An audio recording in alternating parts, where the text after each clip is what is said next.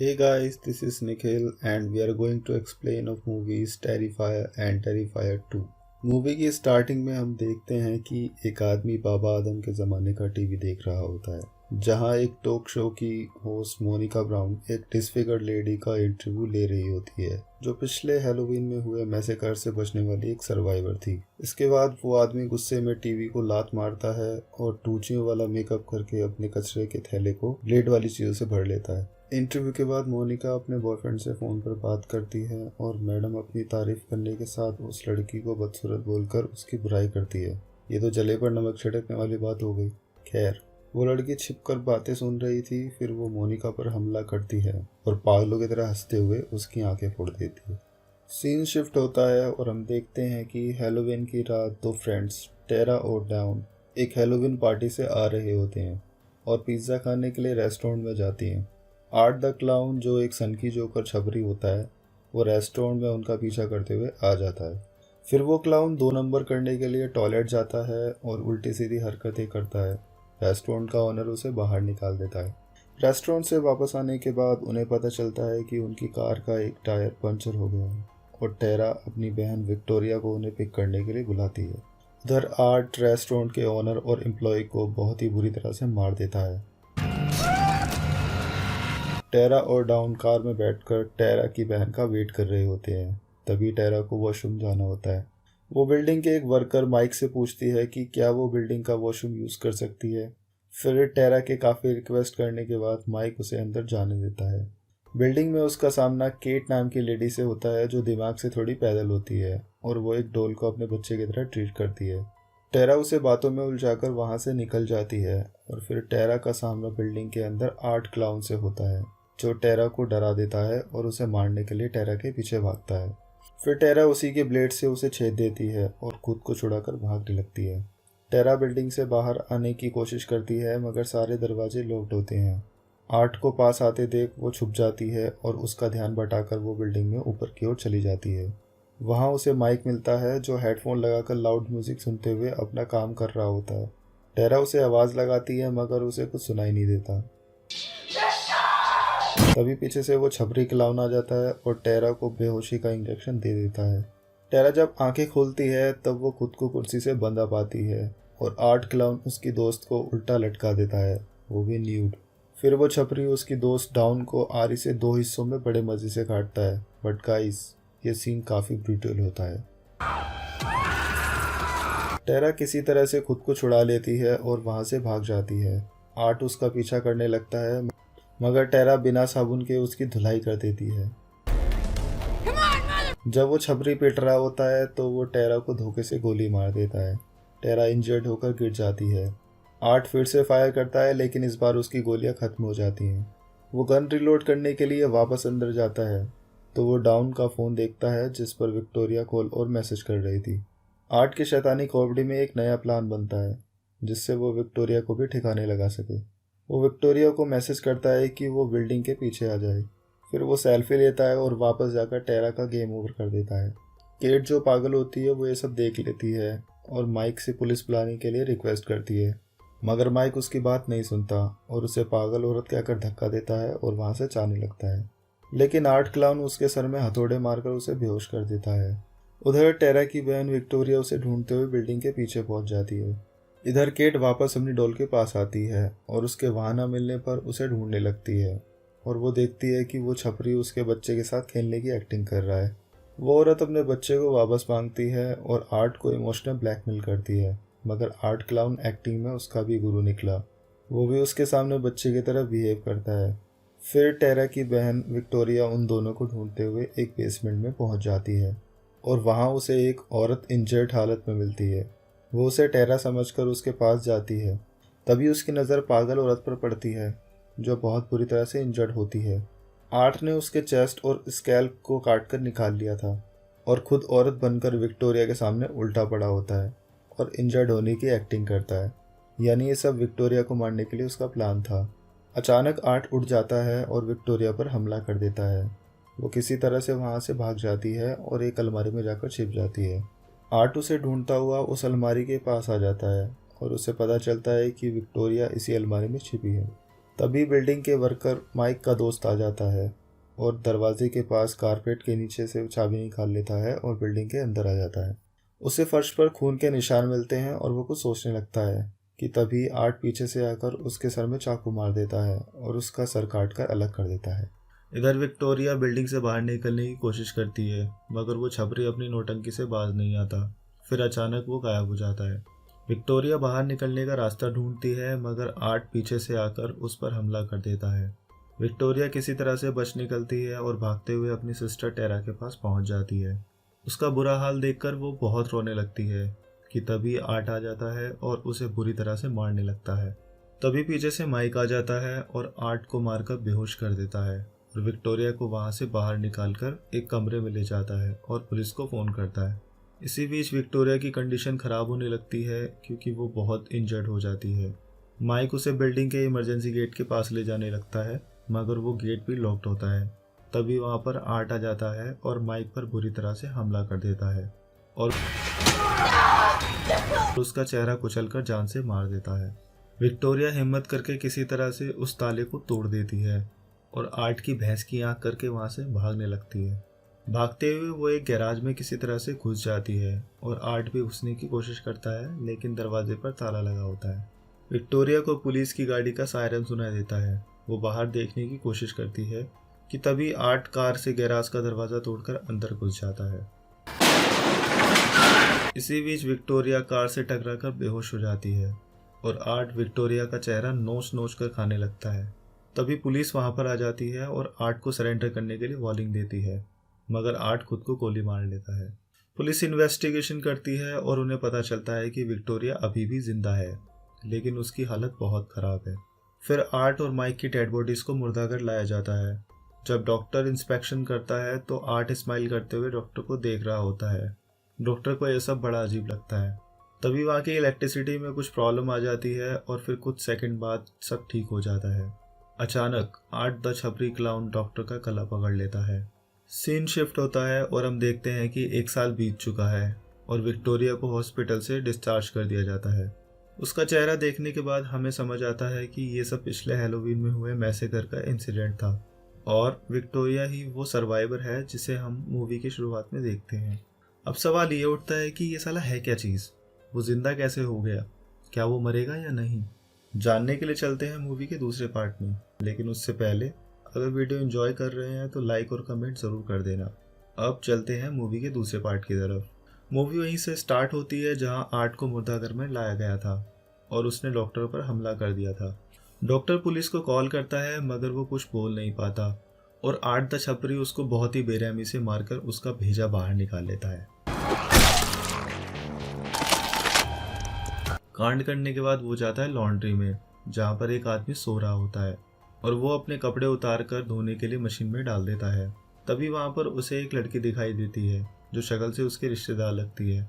Art उस लड़की के साथ खेल रहा होता है, मगर वहाँ जो आदमी होता है उसे वो लड़की नजर नहीं आती। उसके बाद वो रेडी होकर निकल जाता है और उस आदमी को भी मार देता है।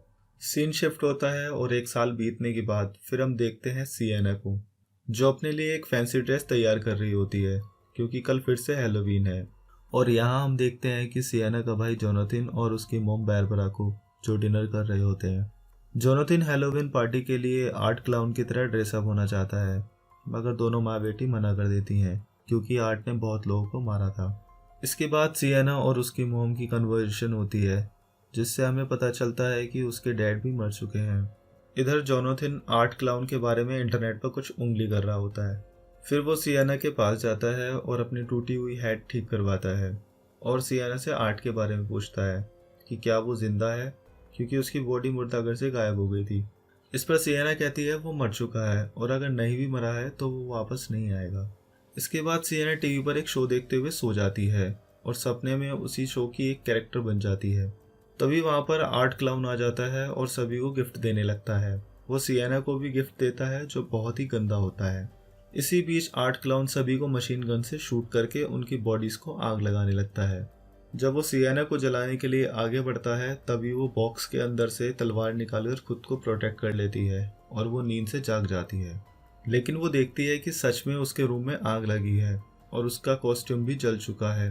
वो आग बुझाने की कोशिश करती है। इतने में उसकी मोम आ जाती है और फायर एक्सटिंग्विशर से आग बुझा देती है। सिएना की मोम को लगता है कि ये आग उसकी लापरवाही से लगी है।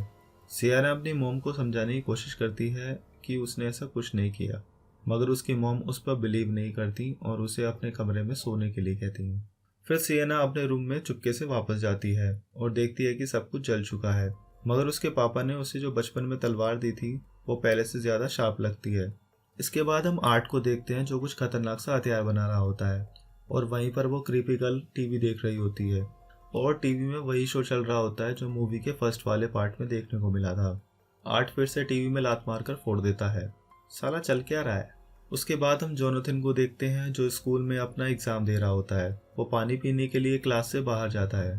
तभी वहाँ जोनाथन आर्ट और उस अजीब लड़की को मरे हुए जानवर के साथ खेलते हुए दिखाई देते हैं और जोनाथन पर जानवर फेंक देते हैं।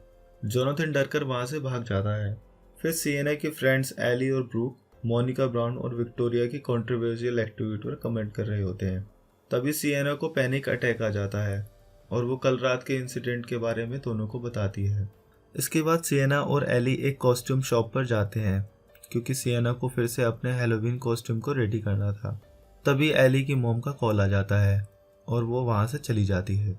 सिएना स्टोर में घूमी रही होती है कि अचानक उसके सामने आर्ट क्लाउन आकर खड़ा हो जाता है। सिएना की हवा टाइट हो जाती है और वो पतली गली से निकल जाती है। फिर उस शॉप का वेंडर आर्ट छपरी की नौटंकी से तंग आकर उसे बाहर निकलने के लिए कहता है, मगर वो उसे भी बहुत बुरी तरह से मार देता है। इसके बाद सिएना घर आ जाती है। जोनाथन सिएना और उसकी मॉम को उनके डैड की स्केचबुक ऑफ आर्ट दिखाता है जो उन सभी मर्डर से जुड़े न्यूज़पेपर के टुकड़ों से भरी हुई थी, जिससे हमें पता चलता है कि वो क्रीपी गर्ल सर्कस आर्टिस्ट की बेटी एमिली क्रेन आर्ट क्लाउन की पहली शिकार थी। वो सिएना को बताता है कि तुम ही आर्ट को वॉरियर एंजल बनकर मार सकती हो, लेकिन सिएना उसकी बात नहीं सुनती और हैलोवीन पार्टी के लिए रेडी हो जाती है। इसके बाद हम देखते हैं कि आर्ट एली के घर पहुंच जाता है और उस पर हमला कर देता है।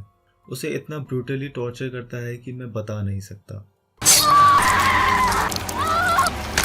कुछ देर बाद उसकी मॉम भी घर आ जाती है और जब वो एली को देखती हैं तब आर्ट एली की टांग की चीरफाड़ कर रहा होता है और इतना सब होने के बाद भी एली जिंदा होती है। अब बारी आती है एली की मॉम की। आर्ट एली की मोम का सर काटकर उसमें कैंडीज भर लेता है और बच्चों को सर्व करता है। बच्चों को लगता है ये भी हैलोवीन का एक पार्ट है। उधर सिएना और ब्रूक हैलोवीन पार्टी में पहुंच जाते हैं और एली को कांटेक्ट करने की कोशिश करते हैं, मगर कांटेक्ट नहीं हो पाता। फिर ब्रूक का बॉयफ्रेंड जेफ भी पार्टी में आ जाता है।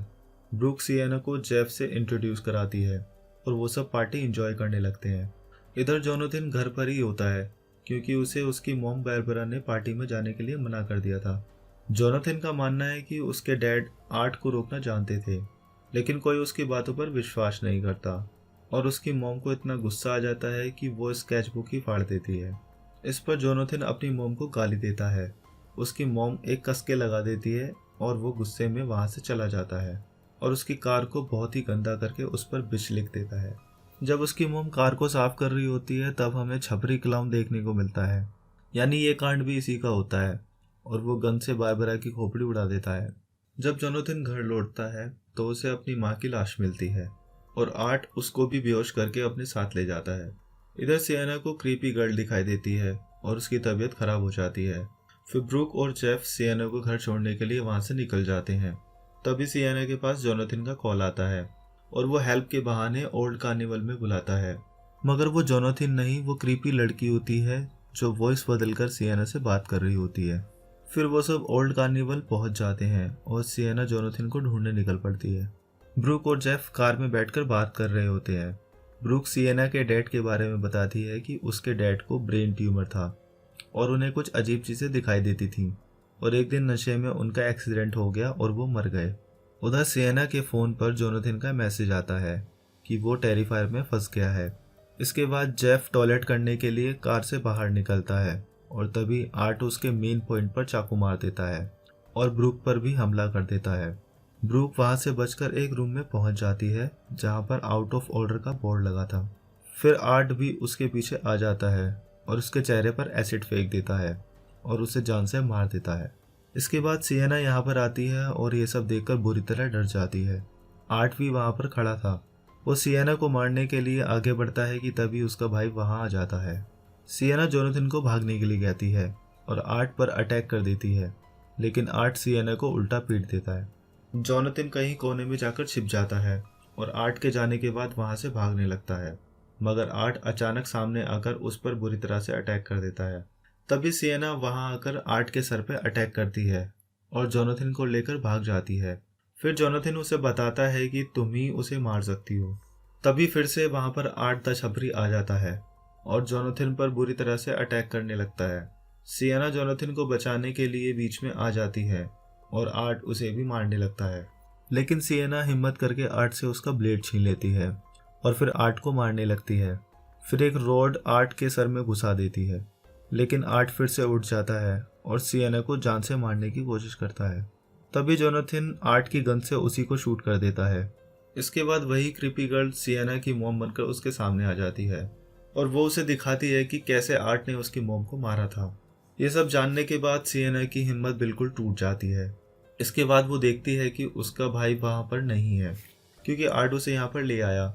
सिएना यहाँ पर आती है और आर्ट उसे बेसमेंट में गिरा देता है, मगर सिएना अभी भी जिंदा है और उसे कोई नीचे से आवाज़ दे रहा है। इतने में आर्ट सिएना को उसी तलवार से मारकर गिरा देता है जो उसके डैड ने गिफ्ट की थी। सिएना पानी से भरे बॉक्स में गिर जाती है और उसे वही टीवी के शो के कैरेक्टर वहाँ नजर आते हैं। वो उस बॉक्स से निकलने की बहुत कोशिश करती है, मगर उसका दम घुटने की वजह से वो मर जाती है और आर्ट जोनाथन को कच्चा जमाना शुरू कर देता है। जोनाथन के चिल्लाने से उस तलवार में एनर्जी प्रोड्यूस होती है, जिससे सिएना वापस जिंदा हो जाती है और बाहर निकलकर वो आर्ट की मुंडी अलग कर देती है। फाइनली आर्ट द छपरी क्लाउन मर जाता है और उसके रिश्तेदार उसका सर अपने साथ ले जाती है और मूवी का दूसरा पार्ट यहीं पर खत्म हो जाता है। लेकिन मूवी खत्म होने के बाद एक लास्ट सीन और दिखाया जाता है, जहाँ माइल्स काउंटी साइकोपैथिक हॉस्पिटल में विक्टोरिया होती है, जिसे मूवी के फर्स्ट पार्ट में दिखाया गया था, और वो आर्ट के हेड को जन्म देती है। फाइनली मूवी यहाँ पर एंड हो जाती है। यहाँ पर हमें एक हिंट मिल गया है कि मे बी इसका थर्ड पार्ट भी आ सकता है। खैर, जाने से पहले आपसे एक छोटी सी रिक्वेस्ट, प्लीज़ हमारे चैनल को सब्सक्राइब करें और वीडियो अच्छा लगा हो तो लाइक और शेयर ज़रूर करें। आपके एक लाइक और पॉजिटिव कमेंट से मुझे बहुत मोटिवेशन मिलता है। सो मिलते हैं नेक्स्ट वीडियो में। Thanks for watching.